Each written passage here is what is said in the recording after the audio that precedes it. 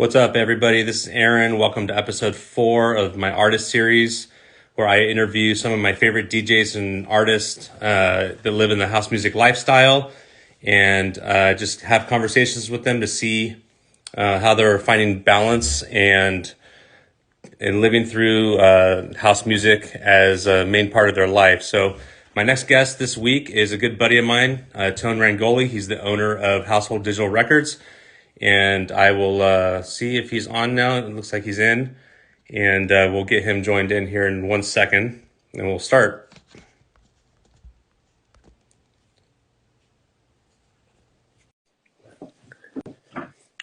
What's up, John Anthony? What's up, Jesse James? What's up, Morgan? Thanks for jumping in. Stacy, love you. What's up, brother? Hey, what's up, Aaron? How's it going? Good, yourself? Good, good. Thanks for having me on, man. Yeah, absolutely, man. Thanks for jumping on. I really appreciate you spending some time with me today. Yeah, no problem. I actually appreciate you having me on this little show you've been doing. I've seen some of the names you have coming up, man. It's humbled to be on this show. Yeah, absolutely. I kicked it off with Lee. That was a pretty cool interview, and I'm excited to get this thing up and running. Yeah, Cool, so man. basically, my main thesis of getting this thing up and running is just talking to a whole bunch of artists and producers and label owners that live the house music lifestyle and culture, and really just trying to understand how people find balance and a healthy mindset as we get older and navigate our life, having house music as a huge part of our daily activities and stuff. We're getting older, we got families, so on and so forth, businesses, and I think it's very important to bring awareness to how we find that balance in our everyday lives. Yeah, definitely. It's been a long journey to get to this point, I guess. So yeah, you definitely have to find balance to maintain it. Yeah, you started what, late 90s? Tell us a little bit more about that.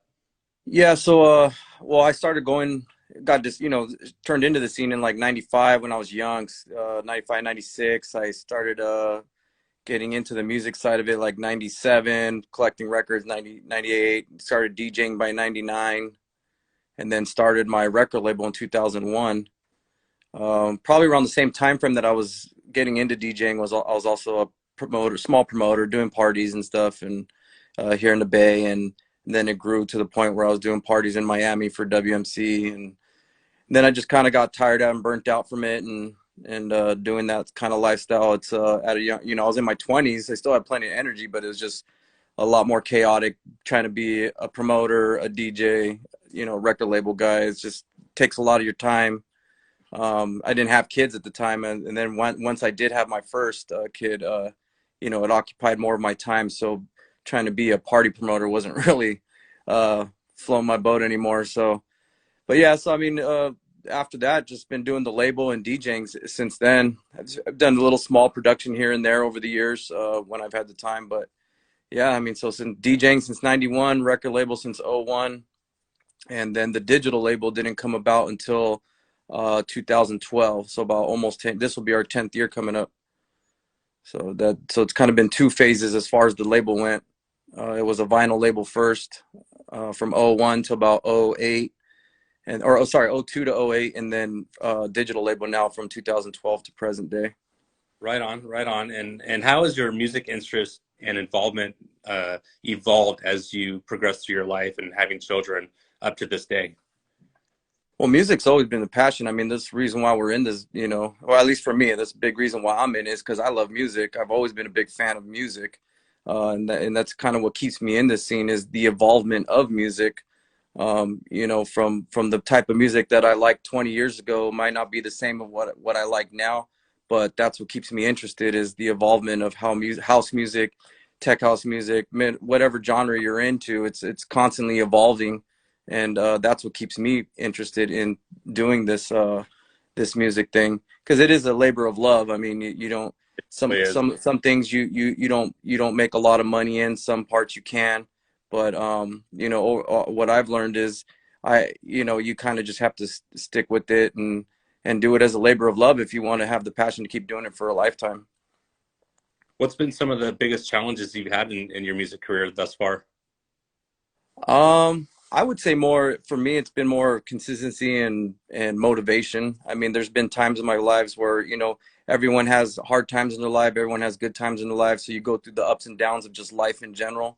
So staying committed and consistent and having the motivation to be consistent is probably been the biggest challenge for me.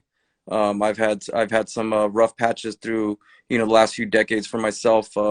So that's probably been my biggest challenge. I'm sure everyone has their own things that stand in their way of trying to get over the hump, but for me it's always been trying to having the consistency to stay motivated and stay persistent. Like you have to constantly be persistent to stay relevant in this scene and in music in Oh general. yeah. Especially with like social media now and like the internet and everything, us Yep. starting in the late 90s, on vinyl and stuff, we didn't have any of this social media stuff that's No, just not at all. starting.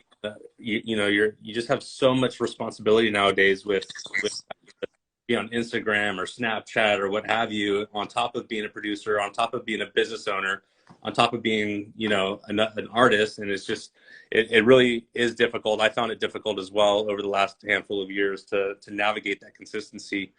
But for me, I guess, for me, the largest thing was just making sure I'm true to myself. I'm staying true to myself in my music and what I want to do in the scene. And it's been challenging on my end from time to time, especially with children, finding that time and breaking out and dividing my time into music and then also my other things that I have going on, plus children.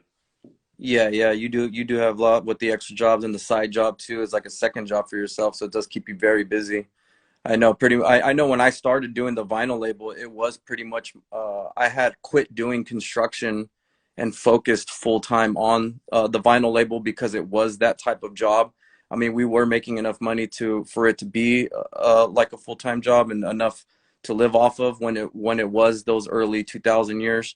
And so it's changed, obviously, you know nowadays you can't really do that anymore with unless you're these big brands and having to build a Yeah, big brand. But that's a lot of hard work and a lot of marketing, a lot of money, a lot of things go into building those brands.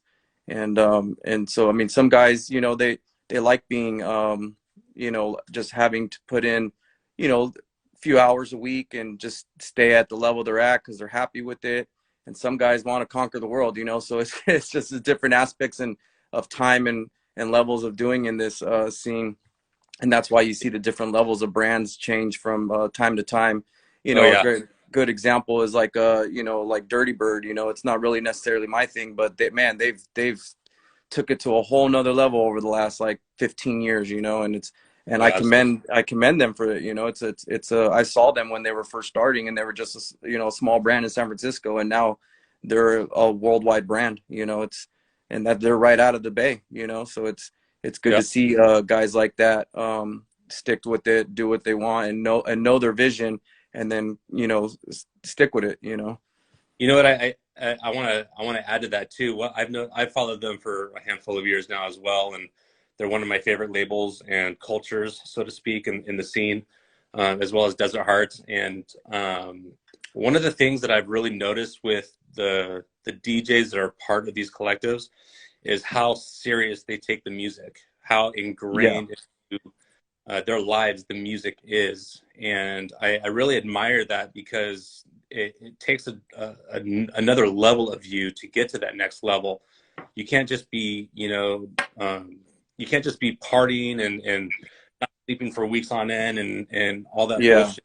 And if you really want to be going up in the scene, you have to take it seriously to a degree, and you have to make it to where you have a reputation of being somewhat of a businessman as well. right, right, It's not all fun and games like when we were in our early 20s.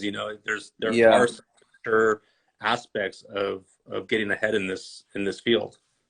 Yeah, I mean, everyone wants to party. That's fun. It's all fun and games, and everyone has their party side. And but I know guys, that put in all the work, if not more, and they do it sober, and they still make it Yep. work. Like it's so there's different sides. I mean, different people have their own approach and can do it sober, can do it partying, can do it. I mean, everyone has to find their own balance. I mean, for me, I mean, like you're saying, you know, you can't just keep doing it days in and days out on partying. I'm not that kind of guy. I'm more of like a Right. weekend type of partier rather than a weekday kind of guy. You know, I got to put in my hours and do the work stuff during the week, or I got to do the family during the week, and then maybe party on the weekends. But yeah, some guys, you know, they could do it sober. Some guys can do it, you know, partying nonstop. And then usually those are the type of guys though that crash and burn though eventually, But yeah. you know, because you wear yourself out. I mean, it's kind of pretty much what happened to me in my 20s when I was doing the vinyl label, because I ended up quitting my day job, doing the vinyl label full time, doing promoting, being a DJ, running the record label, and even though we were making enough money to survive and do you know, pay our bills and all that stuff, me and my partner Jay Lehman at the time, when we started, it's still, we were traveling, constantly going out, because like you said, social media is so different with the networking these days. Back then, networking was you had to go to events, you had to go to these nightclubs, you had to go and mingle and talk and That's network those ways, you know, the old school ways, you know. Now it's different, you know, with social media, but you know, we didn't have that back then. So, you know, having a network back then with trying to get in with artists, or trying to sign artists, or trying to do all this stuff or discover artists, you had to be out and about and mingling and partying and making your way in through with artists or producers or DJs or however it was, you know, back you then. think But what's that? you think it's easier nowadays? I think it is a little easier now to network and market because of the social media. Yes, it is. I feel it's easier because now you don't. If like for example, remember you and I had just went to that Headroom Sessions last week, and Yeah. that guy Max Escuche, who's a Russian guy but lives in the East Coast, and so like had if I, you know, had to discover him, I would have to be out and about listening to his music, or go to a gig of his to try to talk to him. Whereas, you know, now we can just communicate through Instagram or through Facebook or whatever. I can just message him directly now without having to go to his shows and be like, hey, you know, and talk to him, you know, that kind of way. But so I do think the social media helps with the networking and marketing. It's all kind of bundled in the same thing for me. Um, but now it's a big part of it, you know. So now you have to do it to put yourself out there and stay relevant with the way some of these brands are doing it, you know, to put your, you know, foot through the door, or just even show yourself out, you know. You have to do it that way. But Exactly. Here are some of the disadvantages of social media and networking. what's that? What do you think are some of the disadvantages that we have nowadays with social media that we didn't have back in the day? The disadvantages, I guess the disadvantages can be that a lot of it could be fake now, you know, like some people can put up fake numbers, fake marketing numbers, fake you know, just it could be bought or fake, you know, and that's a problem, you know, for social media. And you know, it's not really you know, organic, and some for some, or it can be built non-organically, which that's one thing I don't like. Which in the old days everything was built organically. You know, that's Yep. why it was like that way. You know, because everything was built organically. But now you don't. You know, and so that's probably the biggest disadvantage I see with social media. It's definitely the slower road. Shout out to Stacy and Diego for agreeing with the organic growth. I definitely think that's the best way, you know, to be consistent and stay consistent in your career as we progress through music. And being in person is always my favorite in meeting people who enjoy the music, meeting people who come out to the events, being grateful, showing gratitude to them, and just really being present to the people that are there for your events and for your sets. Yeah. I mean, I'm always appreciative of people who show support in any way, whether it be playing the music that you support or play, or coming to an event, coming to a gig, you know, buying, you know, a track off your label in my case, you know what I mean? So I always Right. appreciate all the support. I mean, I definitely know who some of the people are that have been there since day one, since ground, you know, break day one in the beginning from our old days, you know. So it's good to know that some people are, you know, loyal or true friends that stick, and that's how it should be as far as building it organically.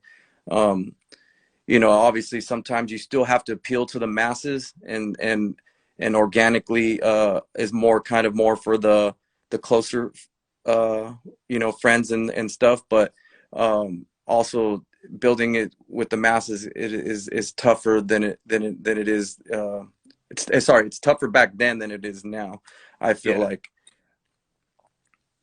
right on. And I know we're just getting our head out of the pandemic here. How did the pandemic change your trajectory in with Household Digital and your music? The main thing the pandemic affected with us was sales. I mean, once the pandemic hit, no one wanted to buy music. At least not general masses. You know, there's, let's say we took a big dip in sales for at least, I would say, 6 to 8 months of the pandemic.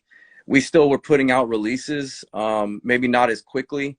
We went from doing, you know, once a month releases to probably maybe once every other month. And then when the pandemic was like in the, you know, the middle of the pandemic, is like when I really slowed it down to maybe even once every 2 to 3 months.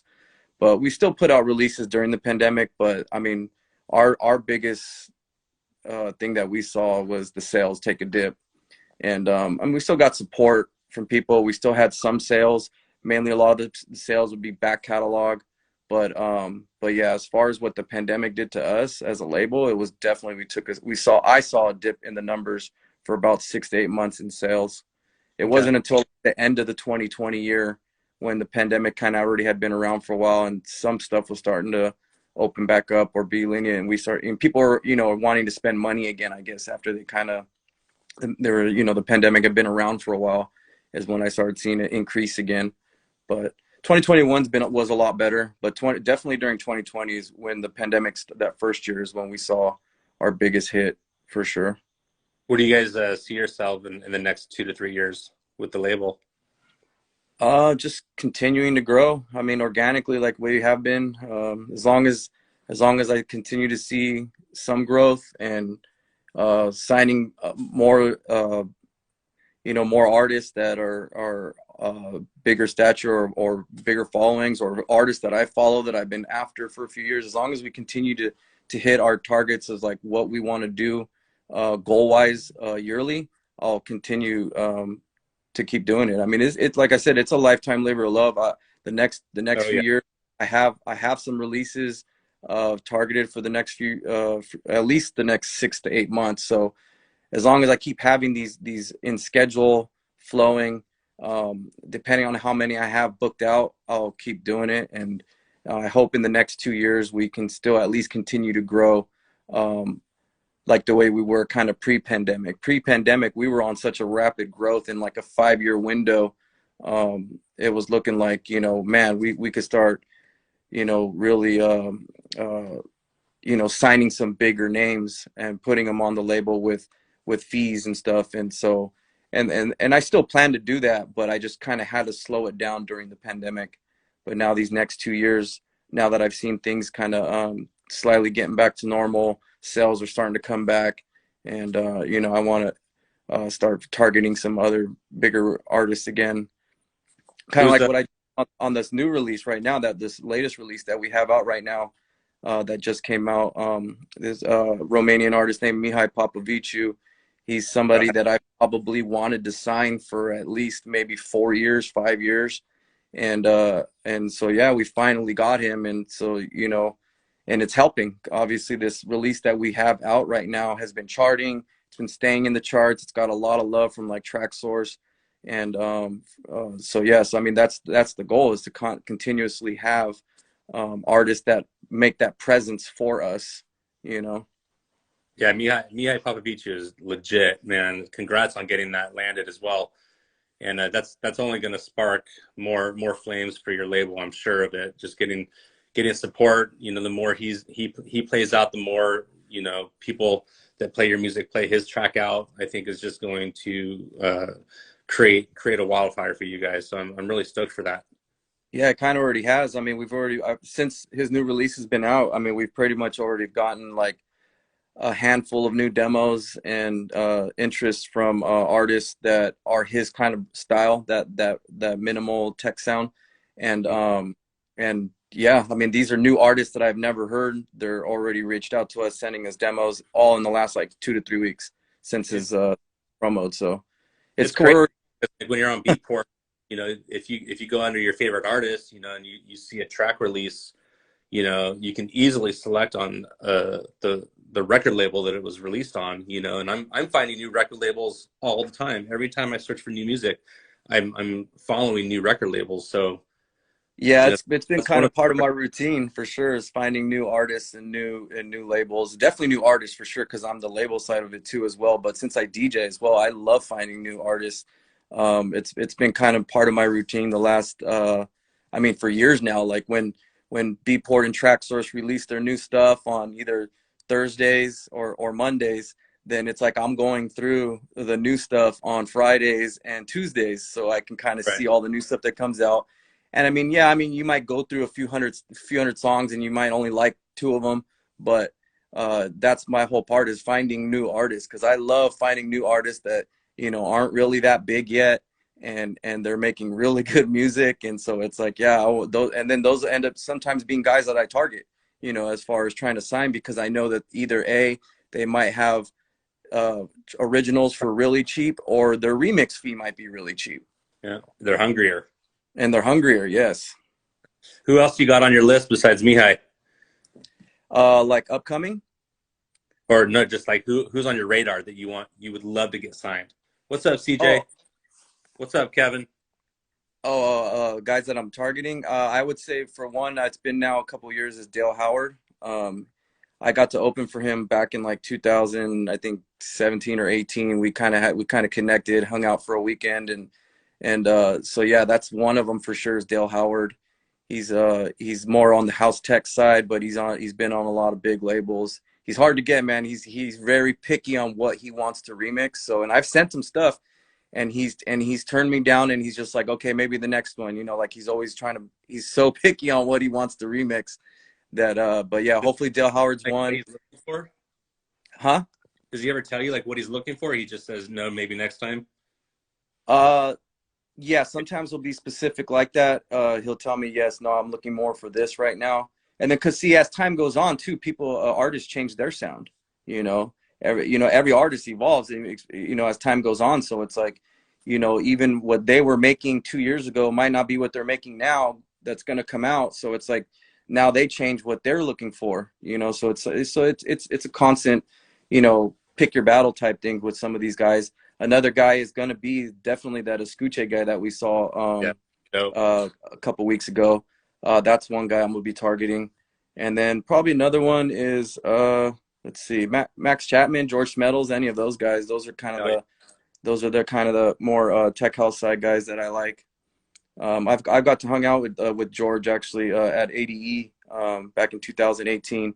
He was just kind of starting on the, just starting to blow up. He was kind of, not really huge yet, but sometimes you got to catch these guys, man, before they get signed to like Defected and stuff. And then it's like at Yeah. that point they're too big, and then their fees too much. But yeah, Hey, so what that means, what type of advice would you give someone that is is um, is a fan of a specific artist and they see him and perhaps they get a little scared or intimidated? I know when you and I went to Headroom at Halcyon, there was, from just my observation, you just walked right in and you went up to Escuche, no problem. And I really admired that. I really admired how just confident you are, and how easy it was for you just to open conversation with him. So what advice could you give someone that wants to, spark up a conversation with one of their favorite artists or group? well, I mean, first thing you would need to know is if they speak good English. 'Cause some of these guys are foreign, and their accents are so thick, and you won't even be able to hold a conversation with them. So That, you definitely got to know if their English is at least pretty good, unless you speak the language that they're from. Like some of these Latin guys I can kind of get by with, because I speak some Spanish. But yeah, so I mean, but for me, it's like, I think it's the confidence kind of comes from being around for so long. I've been doing it for so long, and I kind of have the same type of experiences they do, from whatever it is from the DJ side, whatever it is from doing a label, or vice versa. And it's like, so I think sometimes it's easier for me to kind of spark a conversation for them, because I kind of know kind of how to hold the conversation with them. But for people looking to try to do it, I would say just don't be scared. I mean, most of these people are normal people. They're not. I mean, there's a very small amount of them that are kind of the stuck up, rock star mentality guys. I would say most of them, 80% of them aren't. They're very normal people. Some of them are even shy. You know what I mean? So like, yeah, I would say you just treat them as like a normal person. Yeah, That's you might be intimidated by who they are, by their name, but that's all it really is you're intimidated by the name. Once you talk to them and you actually start having a few sentences go with the conversation, you might pick up that these people are really uh uh just as normal as, just as regular as all of us. Yep, yep, totally agree with that, man. It's amazing because music gives introverts such a huge voice to be extroverted.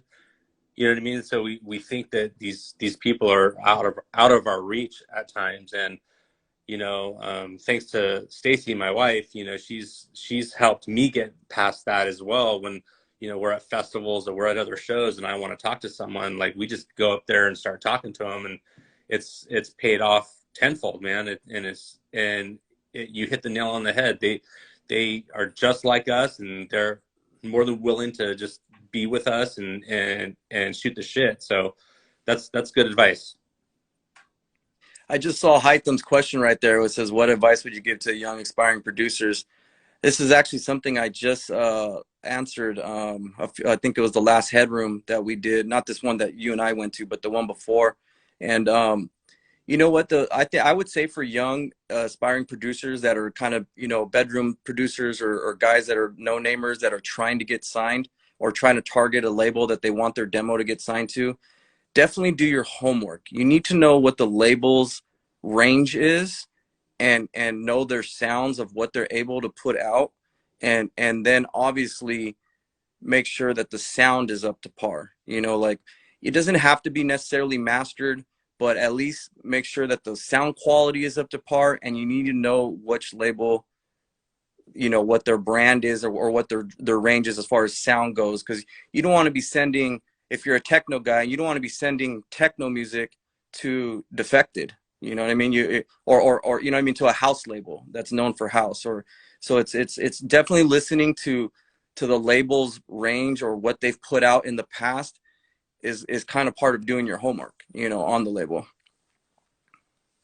That's a good question. Thanks. Yeah, Input. yeah, because I think I've told you before, where like I've gotten Yeah, we've had that uh conversation. yeah, where I've gotten so many demos in the past, or even still to this day, not as many as in the past, but where I get an EDM mashup, and they're like, hey, can you put this 50 Cent EDM mashup out on your label? And I'm like, I don't even put that out. That's not even our sound.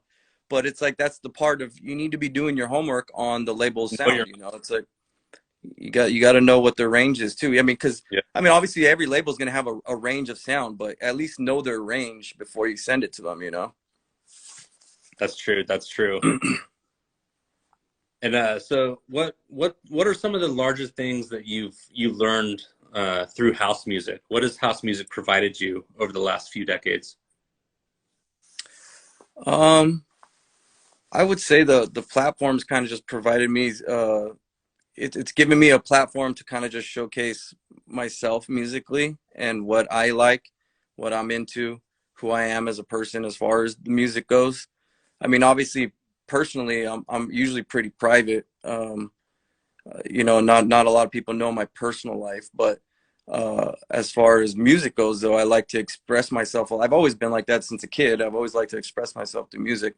So house music has kind of given me that voice and that confidence to display my personality through music. And it's funny because now in the last like decade or so, since I've been back as like a digital label, a lot of people have now said that to me. We're like, they kind of like categorize me as like, oh yeah, you're kind of more the tech house guy, or that you like that more tech house sound. and it's fine. I don't mind being branded that way. But I also have, everyone that plays with me or sees me play frequently knows that I have a wider range than just tech house. But Sure. it's cool that's kind of the established identity that I've kind of given myself with house music over the last 2 decades. Yeah, like for me, like I definitely am on board with that self-expression part. What I love is just the ability to be authentic in who we are as musicians, and also just the love that's passed through our music and the community, and meeting so many wonderful people. If it wasn't for house music, I wouldn't have the friends I have today. We wouldn't be talking, and the Yeah, connections that's definitely true. have just been extremely profound. Hytham and Diego are a couple of them. You know, pretty much half of these people on this that are listening in right now, we've met all through house music, and it's a beautiful thing, the community that house music provides us, and the people that we meet along the way is just remarkable. Yeah, no, I definitely have to agree with that one. I mean, the some of my most solid friends I have now currently in my life are definitely I've met through the house music scene. I mean, my fiance I've met through the house music scene. So it's Yep. like it's definitely there's definitely a large part of my life that's been that's came through the scene of solid people, you know, amazing people, loving people, just all of that packaged together is just absolutely. I agree with you on that one. That's definitely been a good part of what the good side of what house music is the people Yep. in it can be very very loving, very you know caring and giving for all aspects of it. So that's one thing that's seen, especially in here in the Bay Area. There's a lot of good people here in the Bay Area. There's a lot of um, what me and some of my other buddies used to say. There's hundreds of headliners here in the Bay Area. That's how good the talent is. Yep. I mean, there's literally hundreds of people that can headline parties here in the Bay Area. That's our Bay Area or Northern California. I kind of lump Sacramento into the Northern Cali Bay Area type, but there is that much talent up here that there's not a lot of areas and cities that have that, and I think we're spoiled, and it's part of the reason why I think our level of music is very high end or high class or just it's because of how good the talent is here. Everyone has a very good knack or ear for good music. I mean, obviously there's different sounds from techno to deep house to tech house, but it's all solid. It's all good. I mean, we can pretty much go everywhere around the world city wise and compare it to this area, and it goes toe to toe with a lot of big major markets. I definitely agree. I mean, just I know that you lump Sacramento in with that as well. We also have such great talent here locally, and just I was just talking with Jesse about this last weekend in our at our after our family group stream, and we were just amazed about how much great music we listened to all night, and just you don't have to go out to hear any of that. You're No, good friends have wonderful, fantastic music, and I like how each of us pushes each other to be better and to dig a little better and to just be about the music a lot more. As you get started, you could easily fall into the ego trap and starting to be competitive in a negative way. It's good to be competitive, but it's pretty easy to get egotistical about certain things, and to not appreciate music from a personality standpoint, appreciating everybody's uh, taste and choice in their music.